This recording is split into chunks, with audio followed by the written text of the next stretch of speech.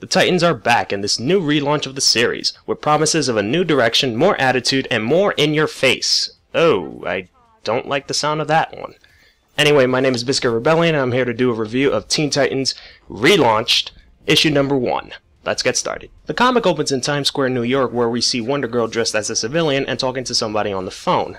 The phone then shuts off, so is everyone else's, and we see a terrorist on the big screen. This terrorist, who turns out to be female, tells the New Yorkers that a bus will drive by Times Square with 5 people on it. In the bus, it is shown that she is holding an elementary class hostage in the bus. Wonder Girl then receives a call from Robin, who is using a laptop on top of One World Trade building to communicate with her. He tells her to go after the bus and try to stop it. Meanwhile, as the bus is driving past the streets, the terrorist is still talking on the screen and explains her hatred of Star Labs. Robin then calls Beast Boy and Bunker and tells Beast Boy to go save the kids in the bus while Bunker goes to Star Labs. The female terrorist continues her rants. We even get a small scene of a few high-ranking employees of Star Labs where it's shown that they have no idea what this female terrorist is talking about. They also predict that the terrorists are going to use the bus that is probably packed with explosives to drive straight to Star Labs and blow it up. Back at the bus, we see one of the terrorists deciding to kill one of the kids for not taking the threat seriously because they just noticed that Wonder Girl is on top of the bus. Right when he's about to shoot the kid, Wonder Girl uses her lasso, grabs him, and basically tosses him out of the bus. Seeing his friend getting thrown off, another terrorist opens the back door of the bus and angrily takes the same exact kid who was about to get shot and throws her to the street. Before she can land on the street, Robin quickly saves her. Beast Boy arrives at the bus as a tiger and attacks the guy that just threw the kid off of the bus, and then he throws him out of the bus. Some of the terrorists, including the kids, back away from Beast Boy due to the fear that he's a tiger. Raven suddenly appears behind them and subdues the terrorist. Suddenly, a light is flashing on the suits of the terrorists except for the female, indicating that they are armed with a bomb and is seconds to detonate. Robin quickly tells Wonder Girl to grab the bombs and throw them off of the bus. Everybody is basically getting thrown off the bus at this point, seriously. She manages to do so and the bomb goes off. Beast Boy tries to help stop the bus from going to Star Labs, but couldn't because there are no brakes. As the bus gets closer to Star Labs, Bunker arrives and uses blocks to stop it. As the police arrive to investigate the scene, Robin asks Wonder Girl about the lead terrorist, you know, the female. She says that she only pulled out the only 2 remaining terrorists out the bus,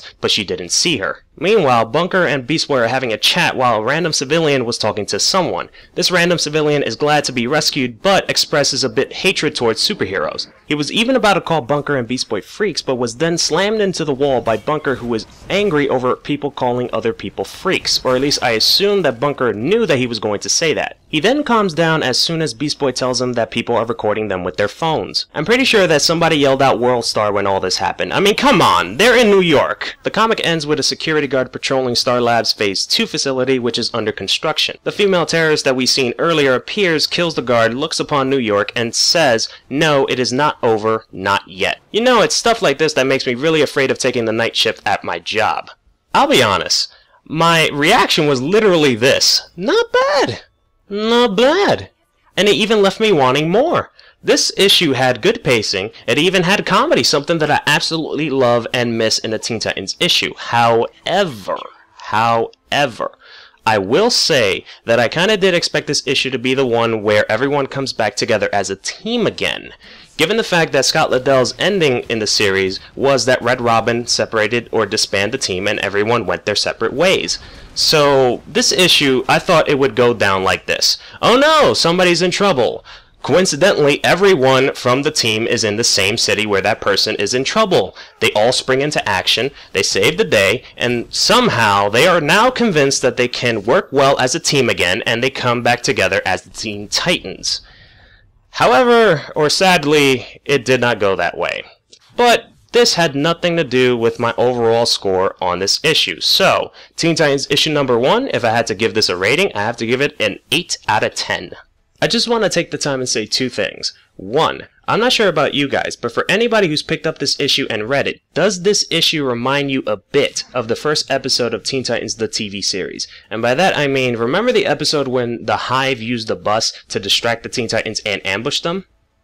Number 2, DC really does not want this series to suck, given the fact that they gave 3 editors for this issue. I mean, they literally triple-checked just to see if the story is good. Holy shit.